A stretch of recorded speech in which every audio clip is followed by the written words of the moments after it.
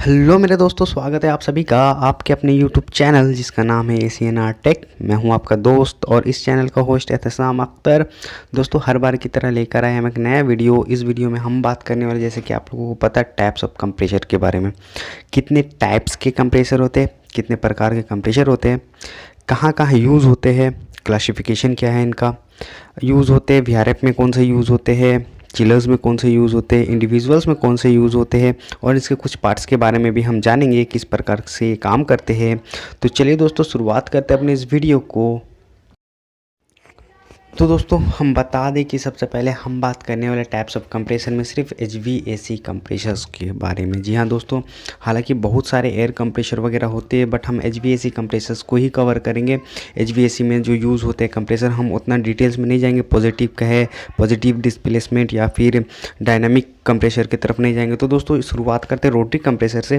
पहला हमारा होता है रोटरी कंप्रेसर, फिर दूसरा नंबर पे आ जाता है दोस्तों रेसिप्रोकेटिंग कंप्रेसर। हम देखेंगे कहाँ पे यूज़ होते हैं, रोटरी कहाँ यूज़ होता है, रेसिप्रोकेटिंग कहाँ यूज़ होता है। और तीसरे नंबर पे दोस्तों हमारा था स्क्रॉल कंप्रेसर। फिर इसके बाद चौथा जो हमारा है स्क्रू कंप्रेसर है। ये चार है दोस्तों जो यूज़ होते हैं हमारे HVAC में। और पांचवा दोस्तों लास्ट है, ये जो यूज़ होता है एज अ सेंट्रीफ्यूगल, जिसे हम नाम से जानते हैं। जी हाँ, सेंट्रीफ्यूगल पंप भी आते हैं, बट सेंट्रीफ्यूगल कंप्रेसर भी आते हैं। तो चलिए इसको एक एक एक करके देखते हैं, इसके डिटेल्स क्या है। दोस्तों, शुरुआत करते हैं हम सबसे पहले रोटरी कंप्रेसर से। तो रोटरी कंप्रेसर के अगर करेक्टरिस्टिक हम देखें तो रोटरी कंप्रेसर दोस्तों आता है हमारा 0.5 TR से 3 TR तक। जी हाँ, ये आधा टन से 3 टन तक आता है। ये हार्मेटिक कंप्रेसर होता है। अब हार्मेटिक दोस्तों क्या होता है? हार्मेटिक मतलब कि जिसको आप रिपेयर नहीं कर सकते, मतलब वो ओपन टाइप नहीं होता, आप उसको खोल नहीं सकते हो। अगर आपको रिपेयर करना होता है तो उसे पूरे काटना होता है। और दोस्तों, इसका जो तीसरा करेक्टरिस्टिक है दोस्तों, ये कंज्यूम लेस पावर, ये लेस पावर कंज्यूम करता है। और ये देखने में मिलता है दोस्तों आपको नॉर्मल स्प्लिट्स वगैरह में। ये आप अगर इसके थोड़े डायग्राम्स को देखें कि किस तरीके से ये काम करता है, तो यहाँ पे आपको एक रोटर दिखता है, सक्शन पोर्ट आपको दिखता है, डिस्चार्ज पोर्ट दिखता है। तो ये जैसे ही मोटर स्टार्ट होता है इसका, जब हम पावर देते हैं तो ये रोटर घूमता है और जो गैस है उसे कंप्रेस करता है, सक्शन से लेता है और फिर डिस्चार्ज से ये आगे देता है कंडेंसर की तरफ। तो दोस्तों, उतना डिटेल्स में फ़िलहाल हम नहीं जा सकते हैं क्योंकि टाइम बहुत ज़्यादा लग जाएगा, वीडियो बहुत लंबी हो जाएगी। हम अगले कोशिश करेंगे कि सब कंप्रेसर के बारे में डिटेल्स में अगला वीडियो में बताएं। तो दूसरा कंप्रेसर है दोस्तों हमारा रेसिप्रोकेटिंग कंप्रेसर। तो दोस्तों, रेसिप्रोकेटिंग कंप्रेसर क्या होता है मैं बताता हूँ। ये 3 टाइप्स में आ जाते हैं। एक ओपन टाइप्स होता है जो चिलर्स में यूज़ होता है, 4 TR से ये 15 TR तक यूज़ होता है। ये 3 फेज़ का कंप्रेसर होता है, ठीक है। अगर मैं इसका आपको पिक दिखाऊं तो पिक से ही आपको पता चलेगा, यहाँ पे स्क्रूज वगैरह होते हैं जिससे ये रिपेयर हो जाता है। अगर ये ख़राब होता है तो गैस्केट वगैरह इसका चेंज करके एक बार ये इसे फिर से ये रिपेयर हो सकता है, फिर से यूज़ होगा। और दूसरा दोस्तों हमारा आता है इसी में सेमी hermetic।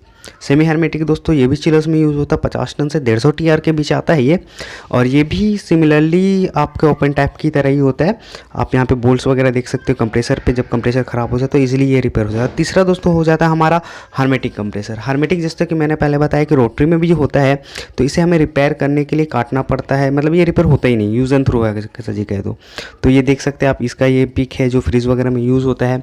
1/8 HP से आपका 4.5 HP तक जाता है, बहुत कम टन में आता है ये।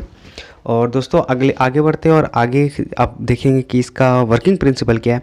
तो जिस तरीके से दोस्तों कार में जो इंजन यूज़ होता है, ये सिमिलरली इसी तरीके का यूज़ होता है। आप देख सकते हैं यहाँ पे क्रैंकशाफ्ट है, पिस्टन्स है, वैल्व्स हैं। तो क्या होता है दोस्तों, जब गैस को कंप्रेस करना होता है तो ये सक्शन से अंदर आता है, फिर पिस्टन जब नीचे जाता है, और जब पिस्टन ऊपर आता है तो गैस कंप्रेस होकर फिर ये डिस्चार्ज आगे करता है डिस्चार्ज लाइन में कंडेंसर की तरफ। इसी तरीके से दोस्तों ये साइकिल काम करते रहता है। मैं पहले भी बता रहा हूँ और अभी भी बता रहा हूँ कि ज़्यादा डिटेल्स में हम लोग नहीं जा सकते क्योंकि बहुत लंबा वीडियो हो जाएगा। और हम कोशिश करेंगे कि रोटरी का, रेसिप्रोकेटिंग का, सब चीज़ का एक अलग अलग वीडियो लेकर आए, किस तरीके से काम करता है प्रिंसिपल। तीसरा दोस्तों हम बात करते हैं कंप्रेसर। तीसरा कंप्रेसर जो है दोस्तों हमारा स्क्रॉल कंप्रेसर है। तो दोस्तों ये होता है हार्मेटिक टाइप। ये VRF VRV यूज़ और डक्टेबल्स वगैरह में मोस्टली यूज़ होता है। ये 3 फेज़ में चलता है। आप यहाँ पे पिक से देख सकते हैं। ये भी मतलब अगर ख़राब होता है तो फिर काटने के बजाय आपको कोई ऑप्शन नहीं बचता है, यानी कि यूज़ करो और थ्रो फेंको। तो ये कुछ इस तरीके का पिक है, ये दिखता है। ये नॉर्मली VRV वगैरह में यूज़ होता है। दोस्तों अगर इसकी वर्किंग प्रिंसिपल की बात करें तो इसमें यहाँ पे आपको दो स्क्रॉल्स दिख जाते हैं। एक स्टेशनरी स्क्रॉल कहते हैं जिसे, और दूसरा जिसे कहते हैं रोटेटिंग स्क्रॉल या फिर ऑर्बिटिंग स्क्रॉल। तो होता क्या है दोस्तों, यहाँ पे एक स्क्रॉल मूव करता है और एक स्क्रॉल मूव नहीं करता है, दोनों आपस में अटैच होते हैं। और ये जो मूव करता है वो स्क्रॉल है, जब गैस अंदर आता है तो उसे कंप्रेस करके फिर डिस्चार्ज करता है। तो ये एक प्रिंसिपल है जिस तरीके से ये काम करता है। अब दोस्तों बढ़ते आगे हमारे अगले कंप्रेसर की तरफ।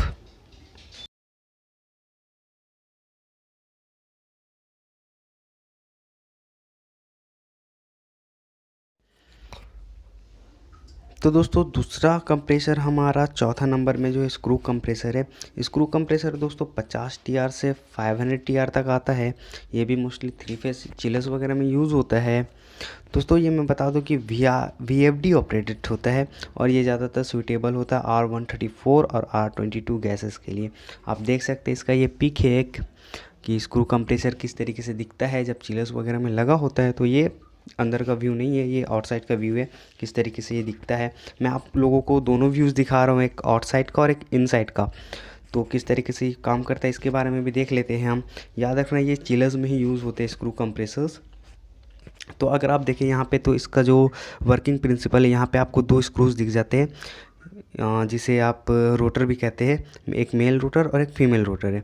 तो फीमेल रोटर क्या होता है दोस्तों, जो मेल रोटर होता है ये ड्राइव शाफ्ट से कनेक्टेड होता है मोटर से। तो मोटर जब जैसे घूमता है तो ये मेल रोटर को घुमाता है, और फीमेल रोटर जो फिक्स नहीं होता है सिमिलरली स्क्रॉल कंप्रेसर की तरह, तो उससे ही जब गैस सक्शन फ्लैंज से अंदर जाता है तो ये कंप्रेस होता है, फिर ये डिस्चार्ज से बाहर आता है। सिमिलरली है दोस्तों ये स्क्रॉल कंप्रेसर की तरह कह सकते हैं, लेकिन ये दोनों जो है सोए हुए होते हैं, दोनों सॉफ्ट या कहे रोटर्स। आगे बढ़ते दोस्तों, और हमारा जो अगला कंप्रेसर है ये है सेंट्रीफ्यूगल कंप्रेसर। सेंट्रीफ्यूगल कंप्रेसर दोस्तों 500 TR से 1000 TR और उसके एवब भी आता है। ये बहुत बड़ा कंप्रेसर्स होते हैं। पंप भी आते हैं, सेंट्रीफ्यूगल्स पंप भी आते हैं जो बहुत बड़े बड़े होते हैं। आप पिक में देख सकते हैं ये एक स्नेल टाइप का बना हुआ होता है सेंट्रीफ्यूगल पंप की तरह। सिमिलरली इसका काम भी ऐसे ही होता है, सेंट्रीफ्यूगल पंप की तरह ही काम करता है ये।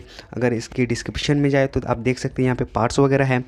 तो ये क्या करता है दोस्तों, सक्शन साइड आपको दिख रहा है यहाँ से सक करता है, फिर ये जो अंदर रोटर होता है उसका ब्लेड, इम्पेलर जिसे कहते हैं, वो घूमता है और कंप्रेस करता है गैस को, फिर ये डिस्चार्ज से आपको आगे गैस भेजता है। तो दोस्तों ये था सेंट्रीफ्यूगल कंप्रेसर। आपने सारे पांचों कंप्रेसर के बारे में देखा जो मोस्टली यूज़ होते हैं SVAC में। और कोई क्वेश्चन हो या तो कमेंट्स में ज़रूर आए, और हमारे चैनल को सब्सक्राइब करना ना भूलें। देखने के लिए शुक्रिया। मिलते हैं फिर से एक नए वीडियो के साथ।